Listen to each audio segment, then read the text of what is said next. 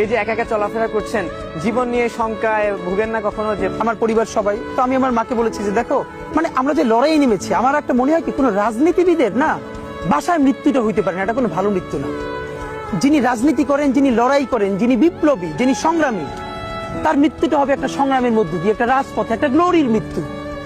আমি তো ভীষণ ভাবে প্রত্যাশা করি, আমি ছোটবেলা থেকে এই স্বপ্নটা দেখি, অনেক জায়গায় বলেছি যে একটা তুমুল মিছিল হচ্ছে অন্যায়ের বিরুদ্ধে, সেই মিছিলের সামনে আমি আছি, কোনো একটা বুলেট এসে আমার বুকটা হয়তো বিদ্ধ করে দিয়েছে, এবং সেই মিছিলে আমি হাসতে হাসতে আমি শহীদ হয়ে গেছি।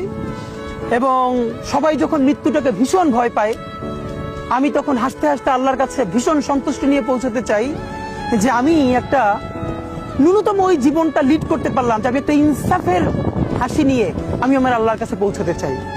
সুতরাং আগামী 50 বছর বাঁচলাম, কোন ইম্প্যাক্ট তৈরি হলো না আমার দিয়ে, দেশের জন্য, রাষ্ট্রের জন্য, উম্মার জন্য, জাতির জন্য।